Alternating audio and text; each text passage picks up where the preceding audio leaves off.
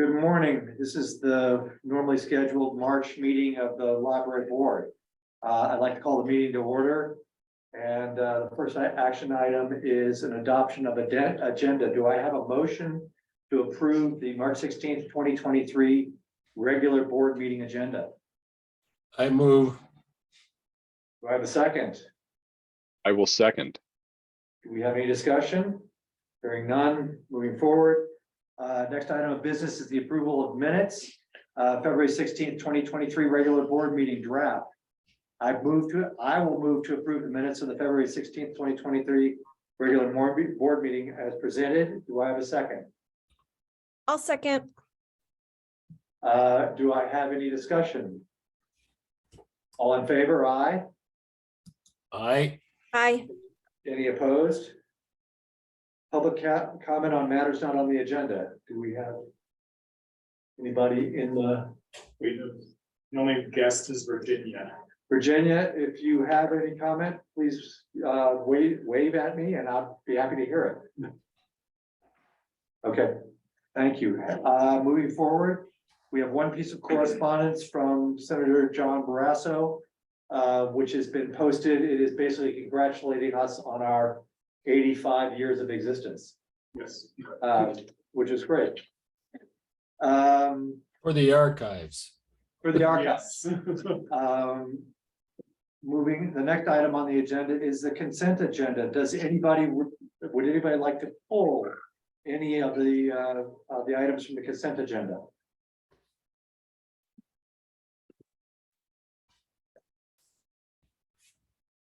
Then I will suggest, I will move to approve the March 16th, 2023 consent agenda. Do I have a second? Second. I'll second. Any discussion? All in favor? Aye. Aye. Any Aye. opposed? Hearing none, that motion's passed. The next agenda item is the Jackson Main Branch Library cleaning contract. Staff report. Can we delay just a minute? Okay. I told Rick maybe 10 after, but Okay. Well, we I'm got sorry. there fast. So I'm moving. Does anybody object if I move on to the next agenda item? And then we'll allow Rick to come in and we'll get back to this one. Let's move on to the next agenda item then, the adoption of community bulletin board and display policy. Everybody's been notified of the resolution. I would like to open it up for discussion. Or comments, questions. You want to make a comment about this? well, Lisa and Abigail worked on the revisions that we discussed at the last meeting. Right. Those are reflected in what was posted with the edits. And at least Lisa and I felt like we had achieved what we had set out to do. I love these small committees.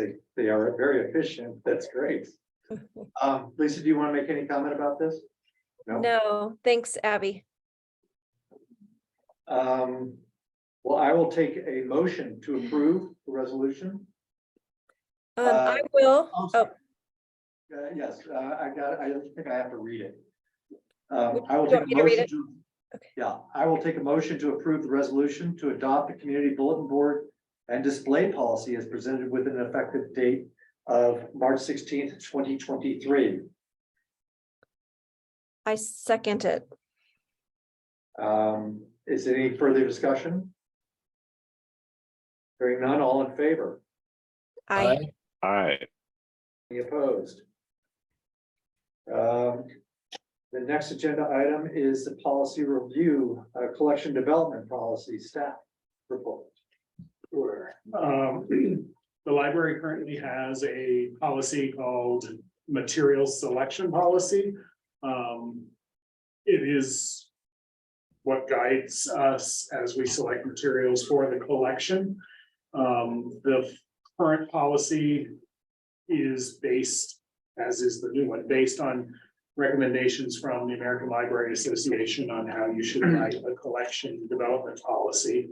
The current policy is missing some elements. It doesn't focus on diversity and equity in your collection. It doesn't stress the importance of intellectual freedom as strongly as it could. So those are the main changes. We fleshed out a few other items, like gifts and donations, patron suggestions for purchase, things like other things that will develop the collection as you move through operations. So you have a new draft in front of you. It's presented today for discussion. If the board were so moved, you could also adopt it today. This is an internal policy, so it does not need to be open to public comment for 45 days.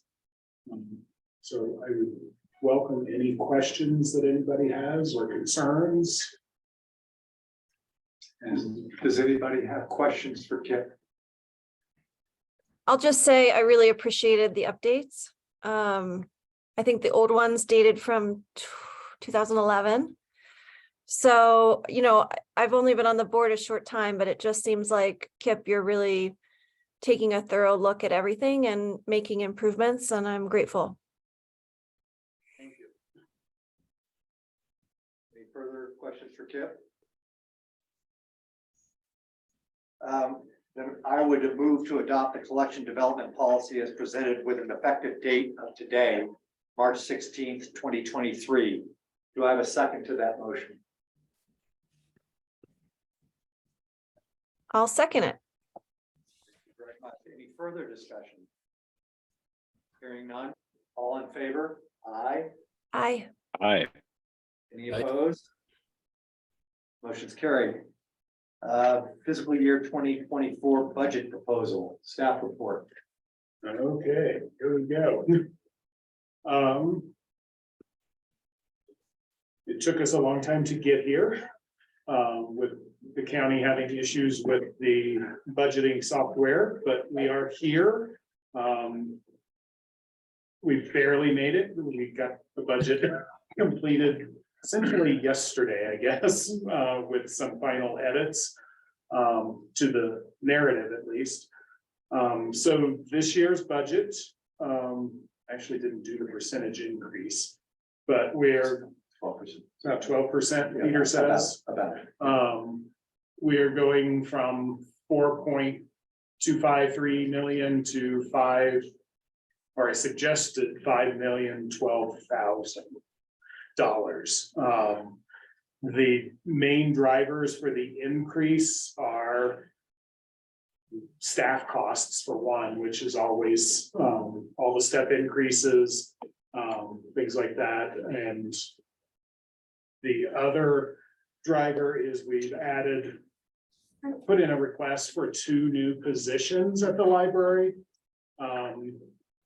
As part of our strategic direction and as part of just making services more available to the community, we have indicated that we would like to take over passport processing services from the clerk of the district court's office for a number of reasons. The processing service is a fee-based service, so we would collect the fees on every passport process, and on average that comes out to about $42,000 a year, which would not fully but partially offset the cost of adding a new employee. The cost for a new position is with benefits is about $58,000. So there's a small difference there. The clerk of the district court is also going to be dropping a position in their office because of the switch, so it's kind of a wash for the county. The other position is another senior library assistant. That seems to be the closest fit in the jobs available to us, for a person to operate and do programming for the planned maker space that we will be having. And by everything that I've read, you really need a person dedicated to the space in order for it to be as successful as possible. And So we would be looking for this person to train the public on how to use the equipment, provide programming around the equipment, classes and such. So, and this was called out in our strategic plan as something the community wanted. So I'm hoping it's an easy sell for the commissioners when it comes time to defend my request for positions. I think the fact that we will have support for equipment and furnishings and such from both the foundation and the Wonder Institute, I think also means the county's not putting out money to outfit the space. And part of that is almost all ready to go to the recording studio that we're going to have. I think we'll be probably sometime in early April, opening the space to the public, hopefully. So anyway, the two new positions are what's also driving the increase. Together, that's about $115,000, I think, for two positions. Other costs that are increases, significant increases, are almost all technology related. We are going to be replacing staff laptops, the youth services laptops. We need to buy a new server, and there's a lot of equipment for firewall upgrade that we're doing. So those are all sort of one-off costs, but necessary for this coming year. So I think those are the highlights of what's increased. Everything else is close to about what the requests were for this year. You might comment on the health. Oh, yes. How did I That's forget that? actually- How did I forget that? That's the. Yes, about $200,000 of the increase in our budget is related to health insurance. It looks like the county has charged us the wrong amount for our insurance. They charged us what county departments are charged rather than the special revenue fund departments. So the library, housing, fire, EMS, and Parks and Rec are all special revenue funds, and we don't get a subsidized insurance rate. So you'll see in the narrative for the budget that there's a big difference in the cost.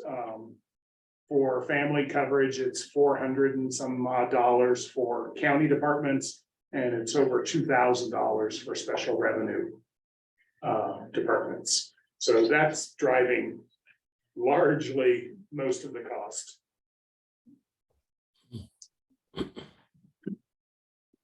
Questions for Kip?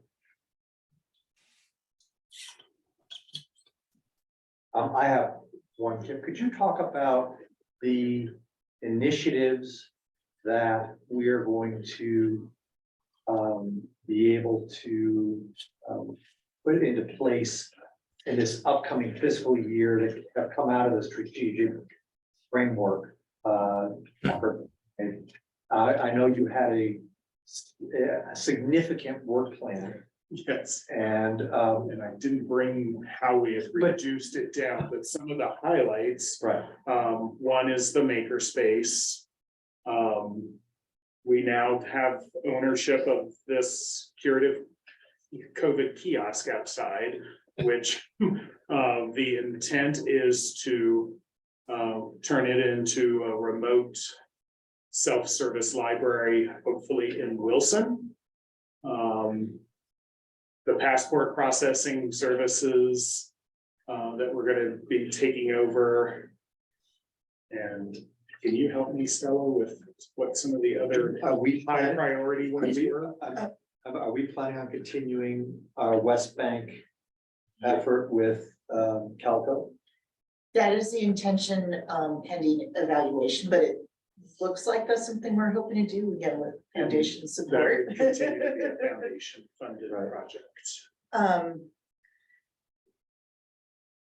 And then a lot of what we're looking at is just the outreach component, really getting out into the community more. Did you mention vehicle possibility? We're talking about possibly asking the foundation to fund a library vehicle that would allow us to actually go out without asking people to use their personal vehicles. It would also be available for facilities needs. Right now, Rick uses his personal truck for things, and we really shouldn't be asking staff to use personal cars and trucks for things. So that will be an ask of the foundation. Is there an element of continued training for staff that's additional? That actually, I should have pointed out in the budget.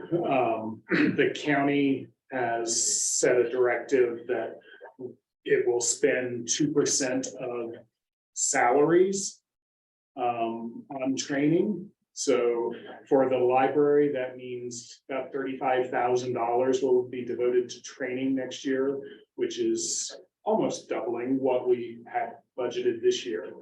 The county is looking at some diversity, equity training for county staff. We have a number of staff who are interested in attending the conferences like the American Library Association conference. And we'll continue with internal training. We have a lot of staff currently enrolled in library basics trainings, cataloging trainings. So we'll continue to pursue training for staff. Something else in the work plan.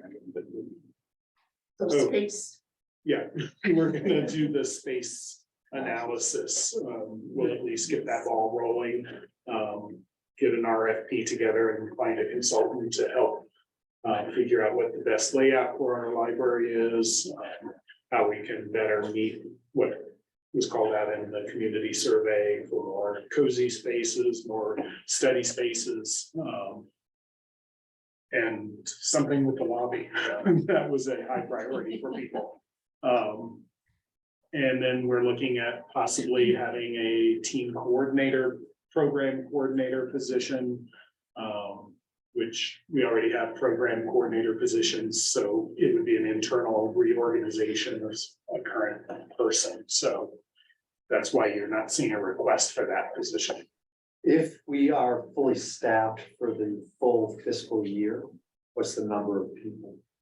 Number of people would be, with the two new positions, I Right. believe would be 43. Thank you. Another highlight of the budget actually is the facilities maintenance technician position that we added last year at 24 hours. We've been unable to actually hire anyone at 24 hours, but we did find a really great person who can work 1 day a week. So that is helping a bit, but we really do with the new strat plan calling out spaces. Just the building is aging, there's more projects. Staff have so many projects they want done by facilities, and one person really can't do that. So we're asking to bump that position up to full-time next year. And I think we can probably have better luck at filling that position.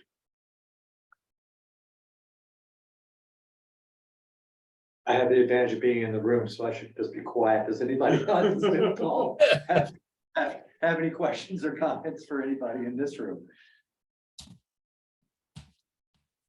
I would quickly say the idea of a vehicle seems really appealing, actually, not only for the practical reasons, but also just visibility. I imagine it would be wrapped in kind of a mobile outreach sort of thing. So I Yeah. think that sounds fantastic.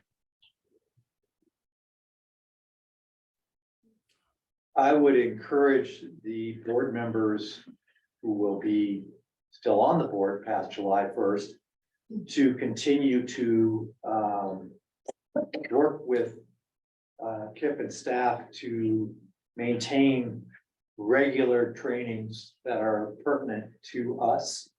And as we are implementing elements of the strategic framework and the tone and direction of what the library is doing in the county, is enhanced, that we continue to be as cutting edge as staff and our operations, merit.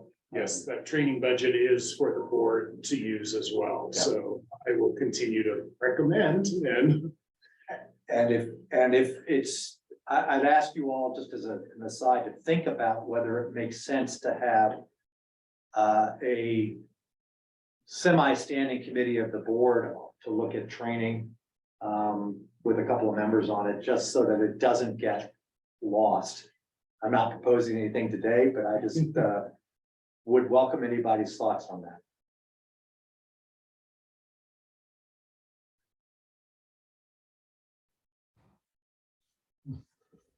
Silence. It's either really good or it's overwhelming. I'm not sure which.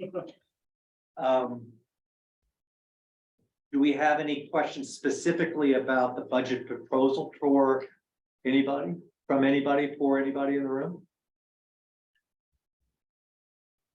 Why, did I miss an announcement about the library taking over passport services, or how did that come about? The clerk of the district court approached me. It's a service that a lot of libraries across the country provide. The current, well, any courthouse building is a secure building, so they can only operate passport services Monday through Friday between 9 and 5, which is not very convenient for a large part of the community. The Sunday passport thing that they offer once a year is really expensive for them because they have to hire security guards and or off-duty sheriff's department folks. So it's really expensive. They can't do after school very easily when kids need their passports. So it's a better fit for the library, and they find it hard to take on when they have a very small staff and their first priority is the work of the court, not passport services. So they often have to remove reservation times that we might otherwise be able to fill. So that's how that came about. And it got identified in the strategic framework discussions as one of the services to expand our outreach into the community as well. Yeah, it sounds great. I just wondered how it sort of came to fruition. Like the curative COVID kiosk for these opportunities. And we were very fortunate to have Stella on board because she did it at another library she worked at. So she has some experience with that too. And the clerk of the court staff are trained through the end of the year, or certified through the end of the year. And so they're willing to help us as needed to get through the process. And if we are slow in getting it going, they'll also offer the service until we're fully ready to go. Still, I have a question about that. I presume, is that a check and cash type of effort, and not a credit card, and that we have the staff or will have the staff trained to be able to process that? So there's two aspects to it. One is just the fee that we would charge the individual to come in, so that we could do check, cash, credit card. Then there's the payment that they must make to the federal government. That is via check only. So they have to write a check to the federal government, and then we would package the documents and FedEx them or so forth. So it's a kind of a Two-step thing. two-step, yeah. And are we at liberty to set our fees for processing at whatever rates we deem equivalent or I believe appropriate? so, yeah. Okay. It's currently $35 per passport. And I believe our model that we're looking at is that we would have them, the individual come in with their photographs. Some libraries also do the process of taking the photographs, but for our initial steps and just learning who to have them. Maybe there's an interesting opportunity to do something with the makerspace and have somebody who wants to start a photography and coordinate with our passport services. That might be an interesting sideline. Anyway. Are there any other questions for Kip, Stella? Well, I will move to approve the fiscal year 24 budget for submission with permission for staff to make minor corrections as needed. Do I have a second to this $5.012374 million budget? I'll second that. Do I have any further discussion?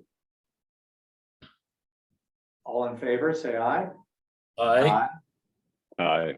Any opposed? Congratulations, staff. This is a great effort, especially coming at the end of the planning effort that we've gone through in the last year. If you have nothing better to do on May 8th, I think it's around 1 or 1:30 in the afternoon. I can find the exact time. I have to present this budget to the commissioners. So if you want to come and support your budget request, let me know and I'll get you the exact time. Thank you. Let's go back into the earlier agenda because we have Rick here. We had passed over the Jackson Main Branch Library cleaning contract, and there's a staff report. You want to spend a second talking about the process that you used and then what your conclusion was? I know it's reading kind of, but Sure. What we did was our current contract is coming to an end on June 30th. So we put out a request for proposal for professional cleaning at the Jackson branch. We advertised it for the 2 weeks in the paper we are required.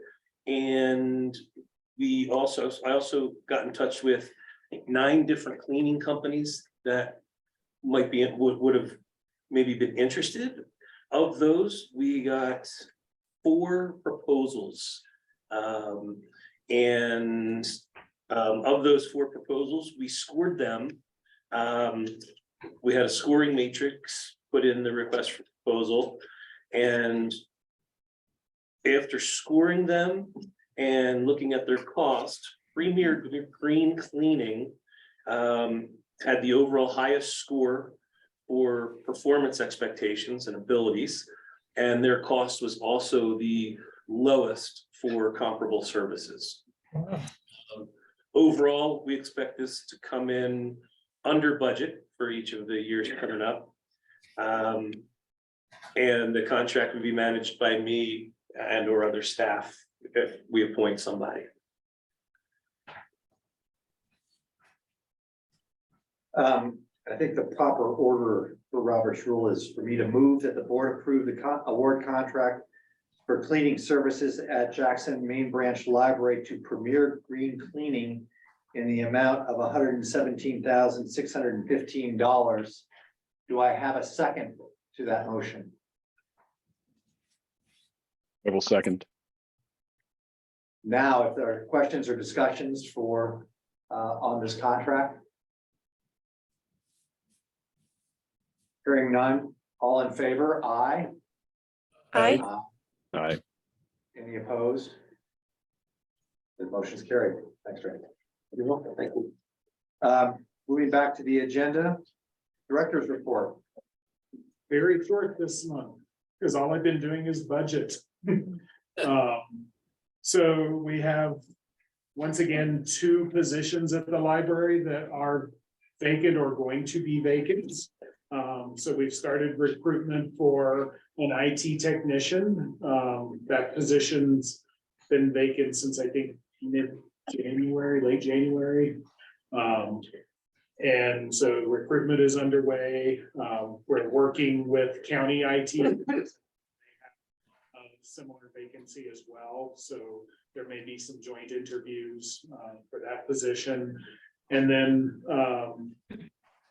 Amy Fullweiler on the youth services side has decided that she would like to focus on her personal business and enjoy a bit more of her retirement from the community school. So she will be leaving us, I believe, in a couple of weeks.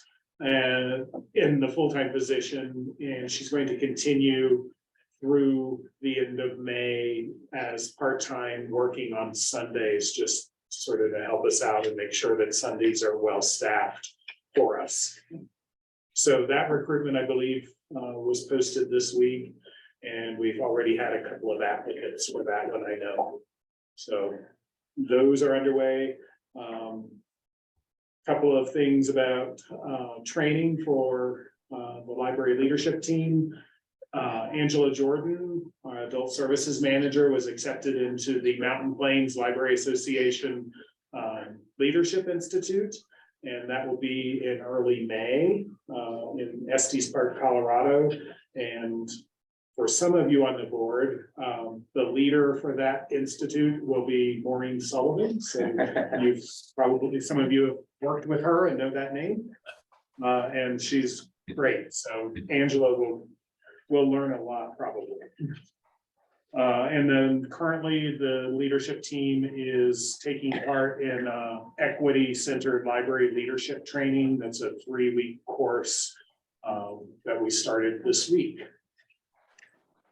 Otherwise, everything is just sort of the standard stuff in the report.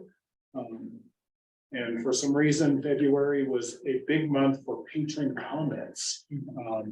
I think the way we're recording patron comments is easier for staff. So we're collecting a lot more. Well, I would make a comment that the statistic, just the general nature of the director's report, I am finding to be very informative, and I've looked at some of the evolution in what you've been able to It's taken a while. put together, but it's a tremendous way for us to, as we continue to evaluate the number of meetings that we need to have as a board, it really is a great discipline to, and it's helping us keep on the pulse of what's going on in the library. So I realize it's probably, I know you're getting a lot from staff and a lot of individual reports from your staff to leadership team. It's really helpful. So thank you. And I think it's also benefiting the community in terms of our trying to show them what we're doing. Virginia.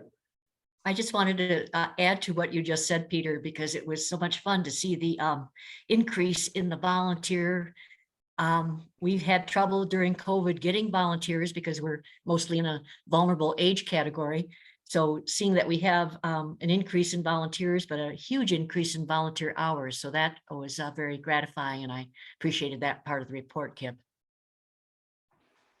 Thank you for being a volunteer. You're welcome. It's a lot of fun.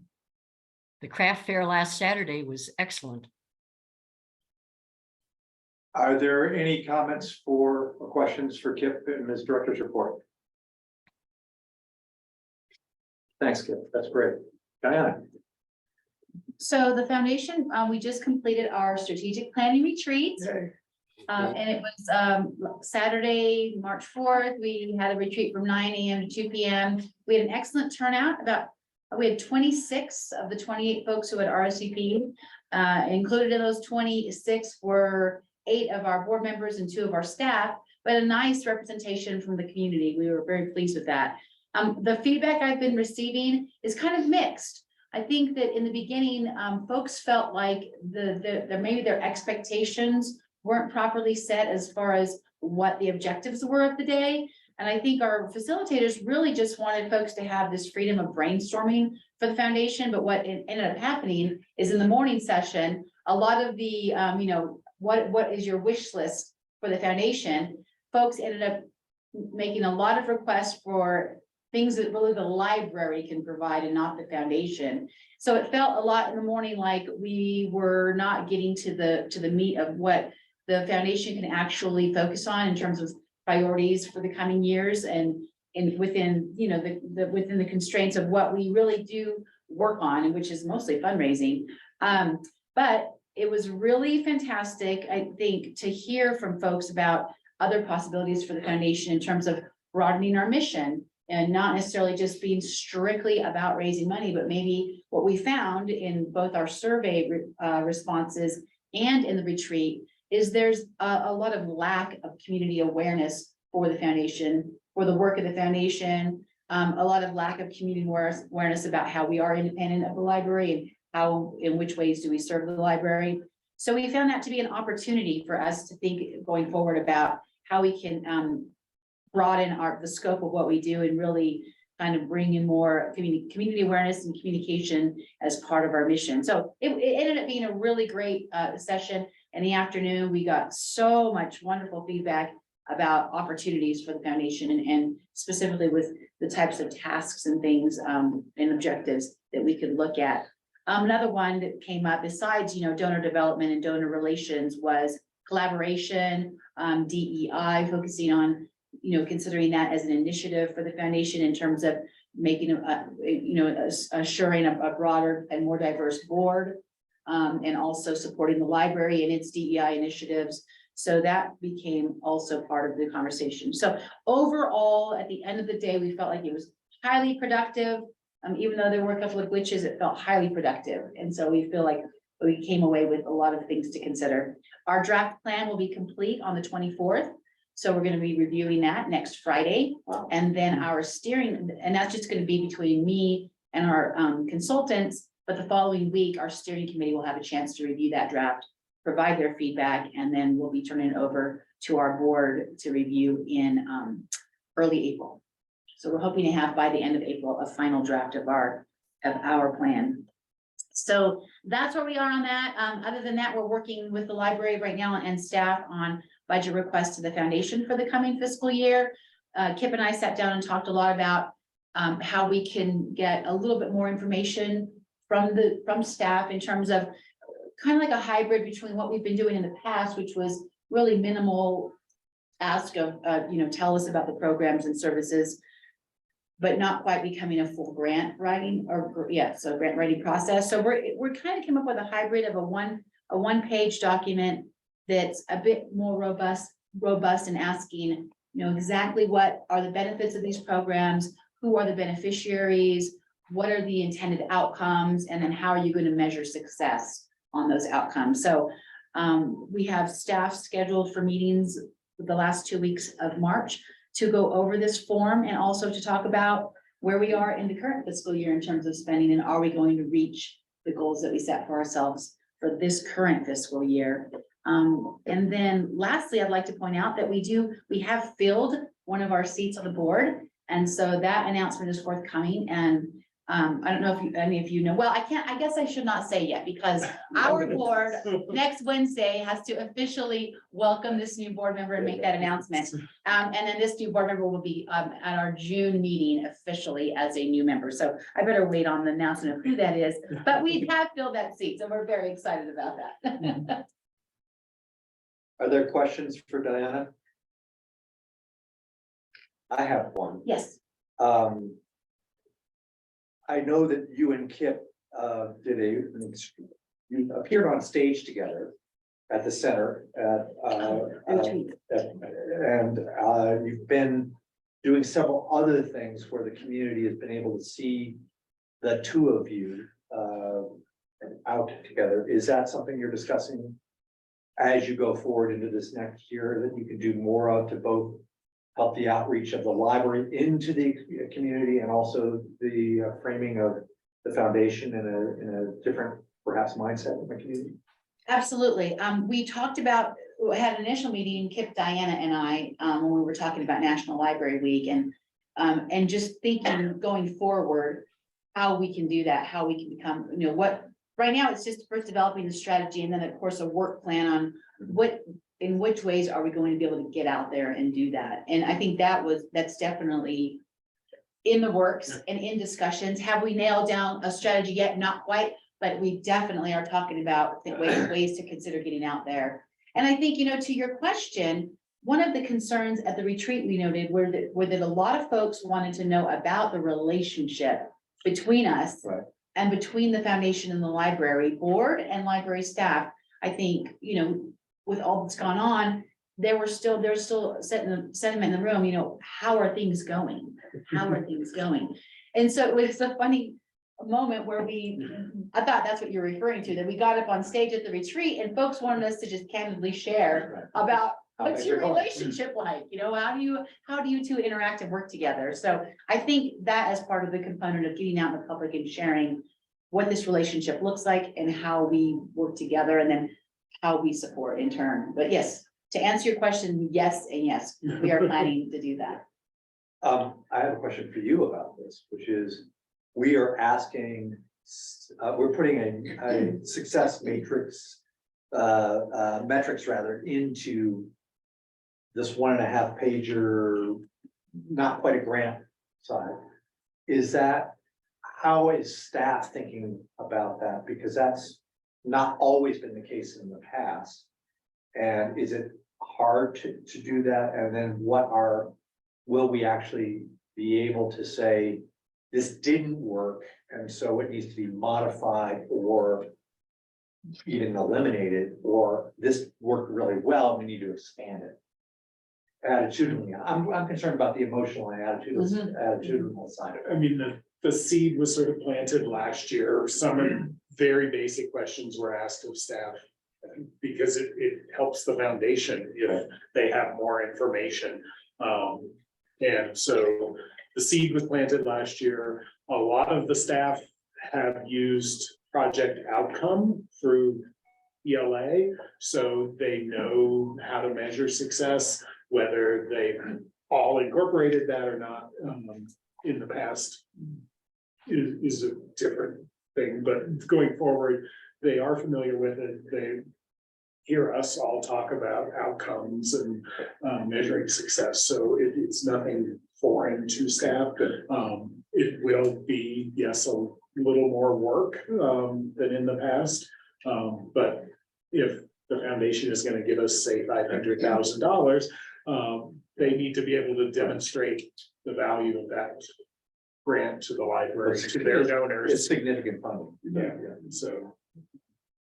And I am interested too. And during these meetings, we're talking about, in these initial meetings, I definitely want to hear the feedback of staff. How do they feel about this? And because it really is just a little bit of a step above what we did last year in terms of creating a brief paragraph narrative about their programs, just adding a little bit more detail. But I definitely want to get their feedback and have them share and have a say in what this feels like initially, for sure. It makes the process a little more thoughtful for them. It asks them, your project idea, how does it fit into the strategic direction? What goals does it mean? So it just makes people be more thoughtful. Comments, questions? Any talk about housing? Oh my gosh, that is such a great question. Yeah. And I think that was, I'll be honest, I think that was a disappointment for our board. Because we really wanted the community to share how they felt about us in supporting housing. Well, I'll tell you that in our survey, it was in the top 3 of what should we be focused on for the coming years is how can we support staff in the affordable housing issue.